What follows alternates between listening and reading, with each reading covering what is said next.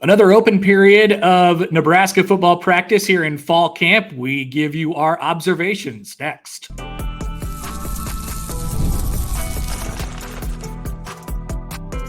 You are Locked On Nebraska, your daily Nebraska Cornhuskers podcast, part of the Locked On Podcast Network, your team every day. All right. Good morning and happy Friday, a Friday tradition now, and it will end after this week. Mitch Sherman and Connor Happer with you. Thanks for making Locked On Nebraska your first listen every day. We are free and available wherever you get your podcasts and on YouTube, part of the Locked On Podcast Network, your team every day. And today's episode is brought to you by FanDuel. Make every moment more as we get closer to the fall season. The sports are coming back, and FanDuel is hooking up all customers with a booster, a bonus daily. There's something for everyone all summer long and into the fall. Head to FanDuel.com to get started. Okay, welcome in on this Friday, lovely Friday from Memorial Stadium. I'm Mitch Sherman from The Athletic, joined by Connor Happer of Omaha's 1620 The Zone. Yes, the tradition continues. We are here, but we are at Memorial Stadium right now. A week ago, we were at the College of Journalism and Mass Communications. We have upgraded our podcasting space. We're in... This is our best podcast studio that we've ever had, I think. It's better than my home office. Yeah. It might be better than your home office. I don't know. The hotel room I had in Indianapolis was... we also had San Diego. We had the San Diego podcasting space was amazing.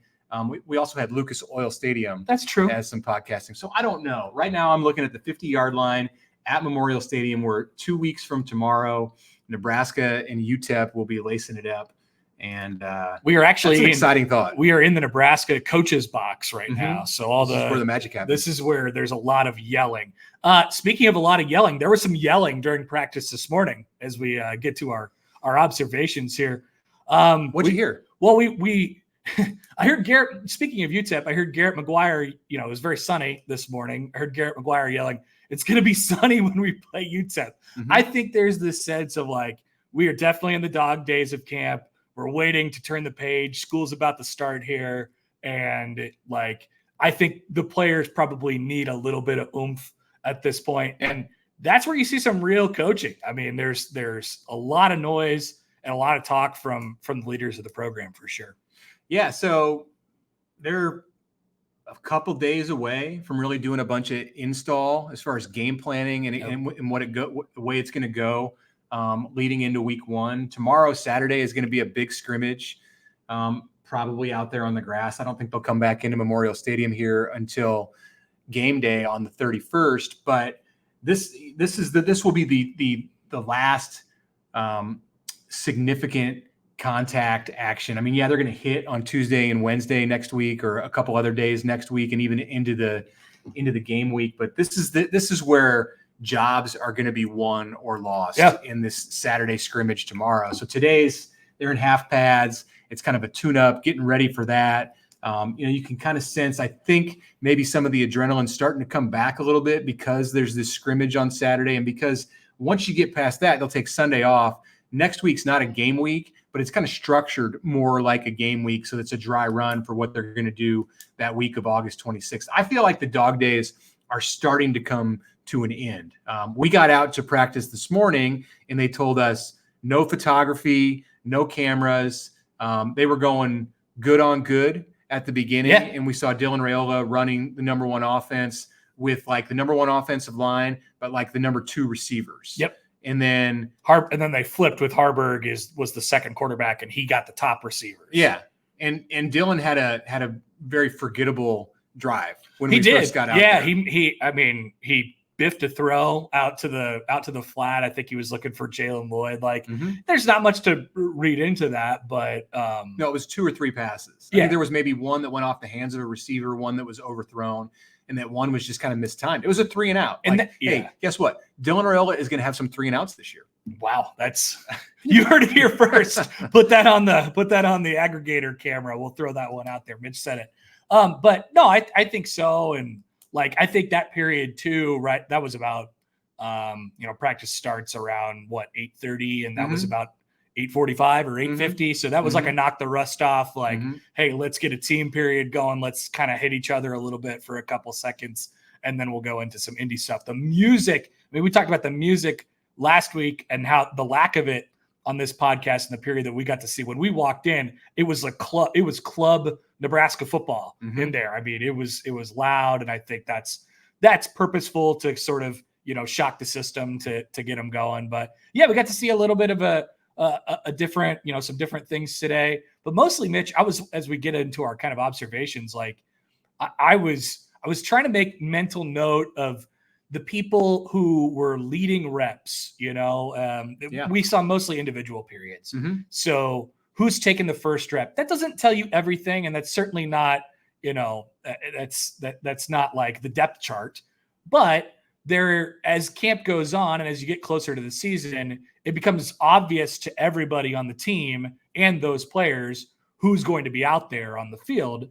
And the people who are going to be out there know it, and the people behind them know it. So no surprises to see Dylan Raiola take all the first reps, not just the first team reps in team period, but all the first reps at quarterback. No surprise to see Thomas Fidone take all the first tight end reps at everything. No surprise to see Jamal Banks and Isaiah Nair and Jalen Lloyd take all the first top wide receiver reps. And I think there's three guys who are in the mix for playing time at running back with Gabe Irvin, Emmett Johnson, and Ramir Johnson. I don't think – we'll talk about the depth chart a little bit as we go on throughout the show. There wasn't any surprises in there, but it's good to kind of – what I see was what everybody else kind of sees. What do you think would happen if Mekhi Nelson just went into the front of the line and took the first reps at running back? I would take notes. Like that? I would write that in my notes. You would take notes, and it would just – I think it would be like, whoa. Freshmen get to the back. Wait your turn. So there is a natural like pecking order among the players. I don't know that it's a spoken thing, but it's more of an understood thing. Absolutely. Yeah. No doubt about it. So you saw that today. And I mean, there was, you saw, like I said at the beginning, some kind of coaching from people, I think some tough coaching at times from various coaches as well. Like it's, I think you're getting to the point where you're starting to understand the guys that you're going into battle with in a couple weeks here. And those guys are really getting most of the coaching at this point. And that's how it goes. Yeah. Like last week, Matt Rhule was in his walk around CEO mode, his ambassador of the program mode. He talked to me and some other media. I missed him last week. I wasn't there for the hat trade. He didn't ask for your hat though. You're not wearing a hat. Not wearing a hat. Okay. So did he ask for your pants or shirt? He wanted my shirt. No, it's the wrong brand. Not wearing an Adidas shirt. So no clothing requests from Matt Rhule. That's good. He's got enough. Right. But we talked a little roster stuff, and it was interesting to hear his perspective a bit on like what it's going to be like a year from now. I'm intrigued and just like maybe like tunnel vision on the whole 105. Like, how are they going to do this? Yeah. That conversation. And I didn't hear the same kind of, it's not a big deal, we'll deal with it when we get to it. Talking points from Matt Rhule today, but I think he continues to be hopeful that there's going to be some flexibility with that.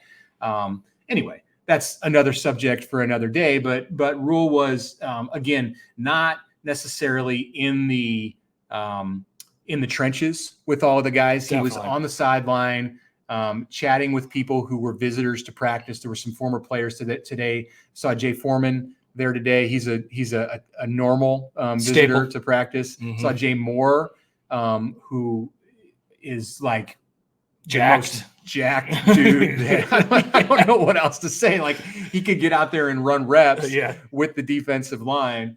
Good to see Jay, both Jays. And a smaller group otherwise. There it wasn't like a scrimmage and tomorrow will be closed again. But I always go look at the offensive line. For whatever reason, it's something that I like to see. There's order, there's structure. You can say who's playing this position. It's very easy to see. Sometimes if you look at the secondary or the linebackers, it's not as easy to see. But the linemen, when they do their drills, they line up 1 through 5 across. Yep. So it was Turner Corcoran at left tackle, and he's back. So that's a positive. No yellow jersey. Nope, he's back, and he was doing everything that all of the other linemen were doing. Justin Evans at left guard, so that's held true through camp. Ben Scott, of course, at center. Micah Mazuka, who I want to talk about in a second, at right guard, and Bryce Benhart at right tackle. So Henry Lutovsky is still over on a bike, number 59, offensive guard, had a calf injury at the beginning of camp, and he hasn't made it back yet. Jeremiah Charles is another guy on a bike.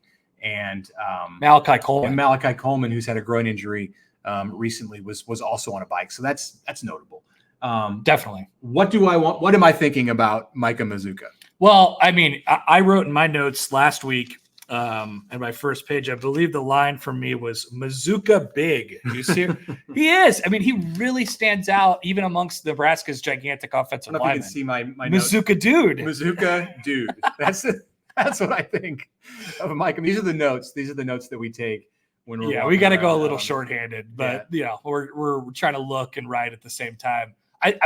I think everybody notices the same thing when they see him. I mean, he is absolutely built for it, And now, does that mean he plays? Does that mean he, understands all the things that they're asking him to do? I think it's been a little bit of a slower process from him, when he got here, and Rhule talked about him at first. It was like, he's got a ways to go. And I think he was talking about, just the mental side of things, but obviously physically he looks the part. Yeah. All right. After the break, I want to come back and talk a little bit more about Micah Mazuka, who I think is trending to be Nebraska's starting right guard when the Huskers open the season in 2 weeks. Remember to follow us on Twitter. Follow the show on Twitter at LockedOnNEB. You can email us at lockedonneb@gmail.com. Of course, subscribe, download the show on all the podcast listening platforms, and watch us on YouTube if you get the opportunity to do that. After the break, we're going to come back and talk about that dude on the offensive line for the Huskers. Okay, Mitch Sherman here for FanDuel, taking over the baton from Connor here. He normally does the FanDuel reads, but I'm going to do this today, and I'm going to tell you the same thing that Connor does. That's that I love sports, and I love them so much that I really never want them to stop. So even when the sports aren't going, they're not sportsing like I want them to, FanDuel lets me keep them going. All I have to do is open the app, dream up bets for whatever I'm in the mood to bet on. And right now, as a new customer, if you're a new customer, if I'm a new customer, I'm going to get $150 in bonus bets with any winning $5 bet. That's $150 to bet on spreads, money lines, props, player wagers, whatever it might be. So if I want to go out and bet on some MLB lines, if I'm looking at some college football futures, there I am, ready to get $150 free with any winning $5 bet. So visit FanDuel.com/lockedon and make every playoff shot count. FanDuel, America's #1 sportsbook. Okay, it's time. Big moment. Yeah. Football season is upon us, and guess what?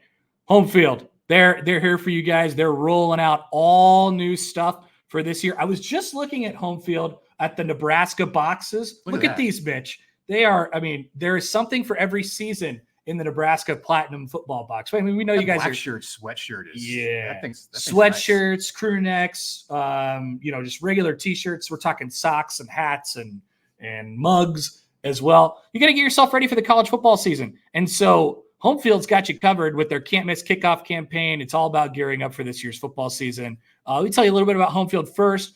They're a premium collegiate apparel brand. They're based in Indianapolis, focused on creating incredibly comfortable and officially licensed apparel. That's a key too, with vintage college designs, affiliated with more than 180 colleges at this point. They're rolling new stuff out like by the minute.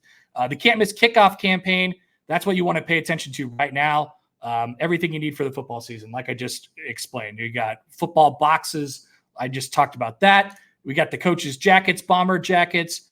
The football box is something that you're going to be into, that's for sure. It also contains 3 never-before-seen Nebraska items not available anywhere else, and that is gear for the entire season as well. Platinum VIP boxes, add a new hat, VIP koozie, 2024 Platinum Pass that guarantees you 20% off early access, so you don't miss out when stuff gets sold out, because it does get sold out pretty quick. This stuff is really, really good. And it's available right now. The boxes are going to sell out as well. So check it out. Home Field, we love it. The gear is incredible. Check out the website, homefieldapparel.com. Thanks for supporting Locked On, of course. And Home Field is the official apparel provider of Locked On. So check out the Nebraska stuff there as well. We appreciate it. Once again, homefieldapparel.com.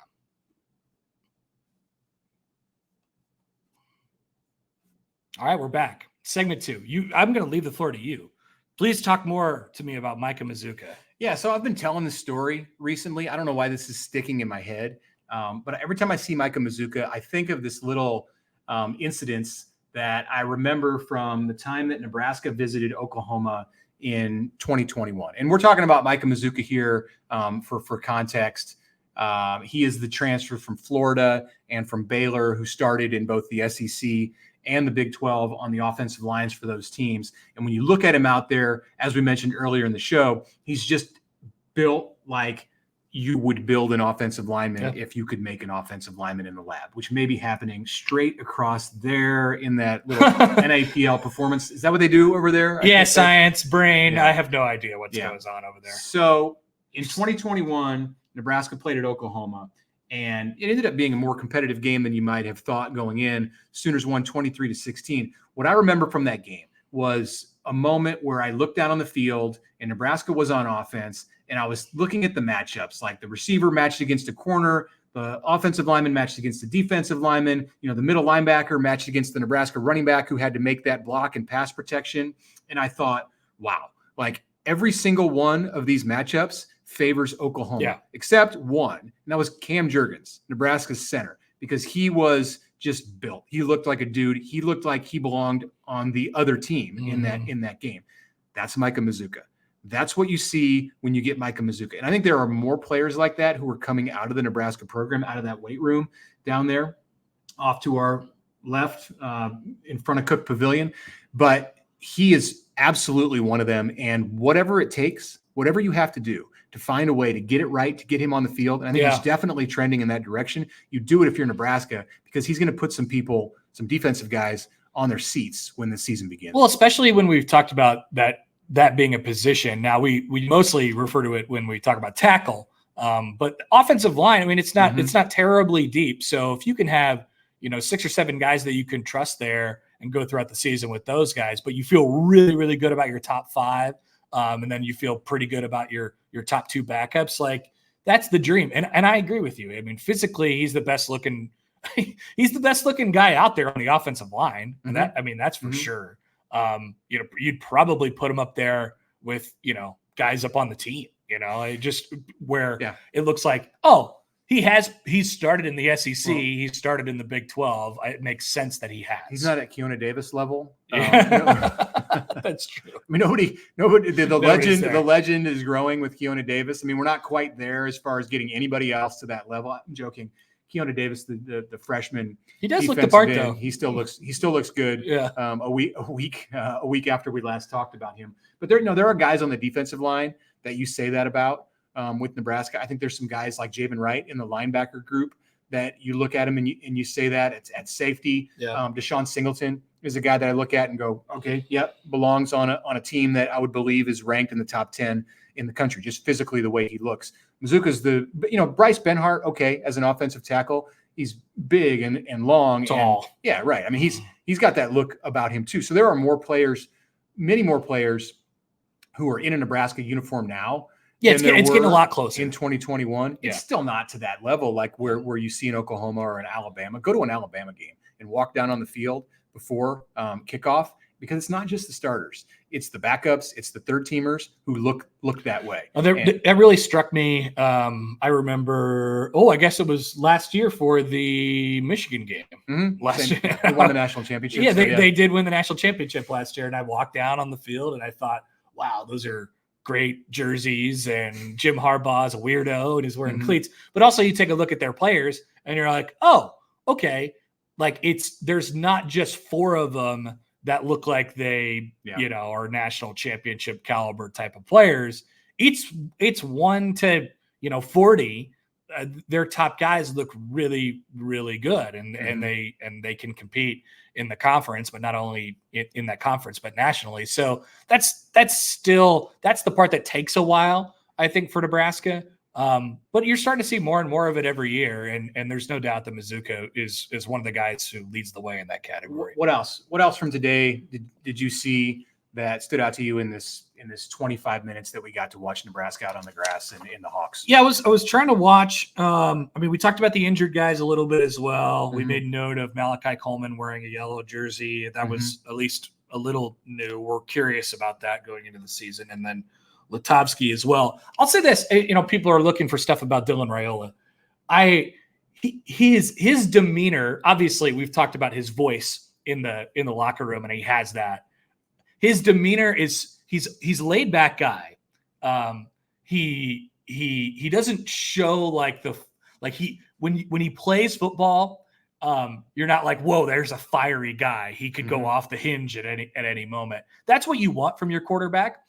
I have yet to see him really rip throws, No, I agree. And that's just not the way it's not really in his makeup and in the way that he goes about playing the position. Now I think you'll see more intensity and it's kind of like a great hitter in baseball where the swing, when the ones that they make the best contact with, the swing just looks so easy and natural. A golf, you can say the same about a golfer. Dylan's kind of like that with his throwing motion. Absolutely. No, it's a really good point. So it's not a criticism, but the guy's got, as a 5-star recruit, he's got a rocket arm. I want to see it a little bit. I want to see what kind of throws he can make, but he is really, and to be honest, this is what Nebraska's lacked a lot at the quarterback position too. They've lacked guys who really have that touch and could throw the deep ball well. So he's still checking all the boxes. I want to see the gun once or twice. I've definitely seen it from Heinrich Harburg. That guy's got a cannon, but just watching, I'd like to see him rip a few. That's all. Not a criticism, just I haven't seen it yet.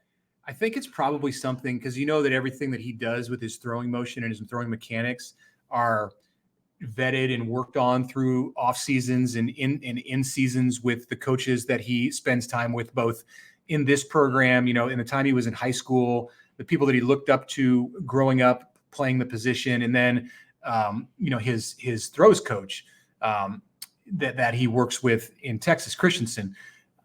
So I wonder if some of the way that Dylan does it, where it looks like more of a laid back passing motion, is what gives him the touch and the accuracy. It does, for sure. It's a part of his game. And it's a part of his game that I really, really enjoy as well. It's a good thing that he has this feel and he has this touch and he goes about his business in this kind of calm manner. I think that's reflective of how they want to build the program too. It's even keel, man. Every play is a play. So it's all a good thing. I know what you mean though. Yeah. When he's in the pocket, there is an expectation at times that he's just going to line up and rifle one over the middle, and it's going to look like his fastball. And we don't see that a lot in practice, and I'm curious to see if it's going to come out in games or if he just has the arm strength to be able to make all the throws he needs without changing that speed, that windup that he's got with his right arm. Now, keep in mind, we haven't seen a lot of team periods as well, so there's no real reason to. We're talking basically one-on-ones, whether it's receivers and defensive backs or tight ends and linebackers, which we saw a little bit of today. But he'll have to make some throws in some tight areas, and it's not all just going to be touch and accuracy. He'll have to rip a couple as well. All right, we'll come back. We'll wrap up our thoughts here from Memorial Stadium on a Friday practice, a tradition ending today. We will come back with more when we return. Okay, college football season is just about here, and the pennant races in Major League Baseball are in full swing. It is time to get excited about fall sports, no matter what the sport is around here. So if you've got a game that you want to see in person, maybe it's out of town, maybe it's here in Lincoln, a big event here at Memorial Stadium. There's one of them coming up on September 7th. Go to Gametime. Gametime will make that ticket buying experience much easier. It is an authorized marketplace of Major League Baseball. It makes getting your seats faster and easier. Why? Because prices go down on the app the closer you get to first pitch, or in the case of football, the closer you get to kickoff. Wherever you want to go late this summer and into the fall, if it's a concert, if it's a baseball game, a football game, if it's a hot ticket, it's there on Gametime. I love that you can see flash deals. You can check out views from your seat, customize your spot in the stadium. So take the guesswork out of buying tickets with Gametime. Download the app, create an account, use the code LOCKEDONCollege for $20 off your first purchase. Terms apply. Again, download the Gametime app today. Last minute tickets, lowest price guaranteed.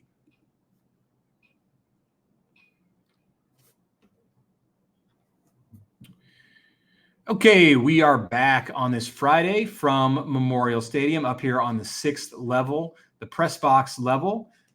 Just to our left, we'll be sitting 2 weeks from tomorrow when Nebraska kicks it off against UTEP.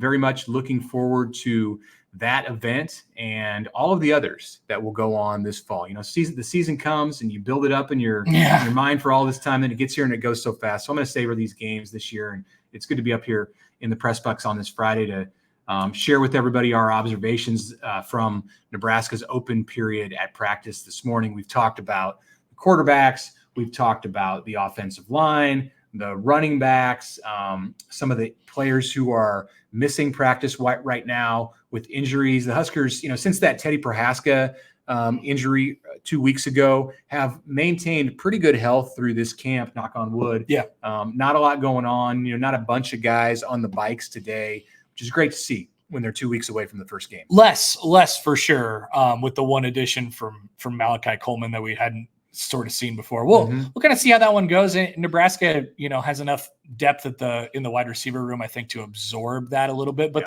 they want him to be out there. They just got to get him in a place where he can be consistent on the field. I wrote on The Athletic today, Friday, about Nebraska's wide receivers. Yeah. And when I started going through the research for this article, it just hit me how much of a transformation, an extreme makeover the Huskers have undergone at the pass catching spots. And you think about a year ago, coming out of preseason camp, Nebraska had Alex Bullock, Billy Kemp, Isaiah Garcia Castaneda, Marcus Washington, Ty Hahn, Joshua Fleeks. That was the top six. Yeah. At the wide Fleeks ended up playing running back, and then, just kind of hybriding, I guess, between the two. And then, you know, Lloyd and Coleman didn't really come along until halfway through the season. And you mentioned on the show Thursday about how Alex Bullock, the elevated walk-on from Omaha Creighton Prep, played in almost 80% of the offensive reps. I mean, he had 600 snaps last year. Nebraska had just under 750 snaps as a team. He played almost 600 snaps last year. Far and away the leader at the wide receiver position. No one else was even at 40%. And Bullock was almost 80%. This year, he's going to be fighting to get on the field. Yeah. Because of Jamal Banks and Isaiah Nair and Janiron Bonner, who's back at the wide receiver spot. Those guys are your starters right now at wide receiver. No doubt. Bonner in the slot. And then you have Carter Nelson backing up him, who's a special player and thinks that he's the best player on the field. That's the thing with Carter, is the confidence. And people around here have seen it and been surprised. Like, they knew about the talent, but his confidence is what is wowing people, that he believes anytime he goes on the field, it can be at practice, it can be when they're playing Ohio State, that he's the guy who can get things done that nobody else on that field can. That's why he's going to be on the field in 2 weeks. That's why he's going to be on the field in more than 4 games this year if he stays healthy. And then you've got the aforementioned Malachi Coleman and Jalen Lloyd. We have not talked about Isaiah Garcia Castaneda, who shined. He's right in the mix. Yeah, he's there too. We have not talked about Ja'Cory Barney, who's going to get on the field. This is like it's amazing. Extreme makeover. It's really amazing when you think about it. Like, I'm glad I kind of did the snap counts project a little bit this week, because it really underscores how much they struggled last year. And like I said in the last episode, it was pretty clear when they made that switch to just, hey, we're gonna play these young guys, and they're gonna have to be drinking from the fire hose for a little bit. Now they're not, and also they're not alone. I mean, so when we talk about playing young guys last year, it was just Lloyd and Coleman basically, and they're not alone anymore. They come back with that experience, and then they bring in some. One of the coaches the other day, I think maybe it was on the BTN special. Where they were with Banks and Nair, one of the coaches said they were looking to bring in big brothers. Yeah. I mean, yeah, I think they nailed it. Like that's what they needed, and that's what they got. And what I kind of notice about these guys, and we've had the chance to talk to both of them now, Jamal Banks, the Wake Forest transfer, and Isaiah Nair, the Texas/Wyoming transfer, is not just that they're both 6'4", 220 and can do a lot of things. Like, I think between the two of them, they give you just about everything you want from wide receivers. Like, Banks is the reliable guy who's going to be able to get down the field, who's going to catch balls. I think like going for the sticks on 3rd and 8, like he's going to run the right route and get the first down. And Nayer's the guy who's got this big upper body. He's a 6th-year senior and has been through some injuries, but lower body stuff. So his upper body is what, he looks like a man there. He's another guy that's a dude. Like we talked about Mizuka. Absolutely. He's 100% a dude. Nebraska has not had receivers who've looked like Isaiah Neyer, like great receivers in the last 15 years, like Kenny Bell, like Nate Swift, like even a Maurice Purify who didn't have that kind of height. Samari Toure, maybe the closest thing you could, I don't know, what's the closest thing that you would say that Nebraska's had to an Isaiah Neyer? Like physically? I mean, Trey Palmer was a physical specimen, but not as long. Yeah. Gosh, like Brandon Kinney. Yeah, that goes back a ways. He's more explosive than Brandon Kinney, though. Yeah, like Neyer is. Remember when Matt Rhule said we're going to absolutely murder you? Yeah, and he was talking about if you play a 1 high safety and don't respect what we have coming over the middle at the wide receiver or tight end spot, like Nebraska didn't make teams pay last year in that situation because it was like Alex Bullock and Jalen Lloyd doing that stuff. If Isaiah Neyer takes a ball over the middle and beats one guy, which he's fully capable of doing by breaking a tackle or putting a move on somebody, it's good night. Yeah. Like he's going whatever the yardage is, but where he's at, the distance to the end zone, that's how far he's going to run. They do this drill that we got to see a little bit in practice today where the quarterbacks and the wide receivers will be together and they'll kind of throw these back shoulder jump ball throws where the receiver will have to adjust to the ball and jump as he catches it. I mean, Neyer looks really good doing. It's just a drill, whatever. But it underscores the point that Mitch made. Nebraska has not had that kind of physical presence at that spot.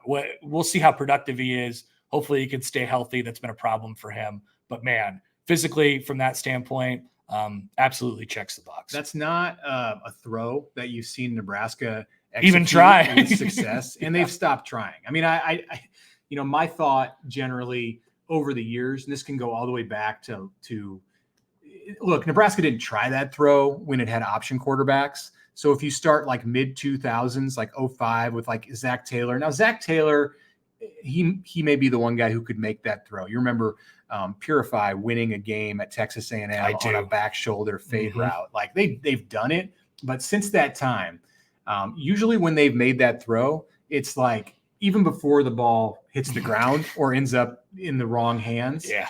It's like, why? Let's just keep it to our traditional route tree. Why are you trying that fade route? And I think with Banks and Neyer, they have the size and the experience, like the wherewithal, the understanding of positioning to be able to make that throw work. And Raiola clearly has the touch to execute it. So we'll see. When they get down in the red zone inside the 10-yard line, I think you'll see Nebraska go to that fairly often. It's like an NFL staple, but not something that Nebraska quarterbacks and receivers have pulled off. All right, Mitch, this has been fun. Our two little back-to-back Friday reaction podcasts as we sit together. We'll go back to the two screens next week as Nebraska gets closer to installing some game stuff. They get back to school, and we start to get some football underway here in just a couple weeks. Thanks for staying with us here in the podcast. Also, thanks to the Nebraska comms team for letting us steal a booth here for a little bit, for a half hour. So appreciate it. And thank you for listening to the show today. Now go check out the Locked On College Football podcast, plenty of summer topics. And then of course, preseason stuff as we get into the season. That's with Spencer McLaughlin. Check out the Locked On College Football podcast. It's in the description, so you don't even need to search. Part of the Locked On Podcast Network, your team every day.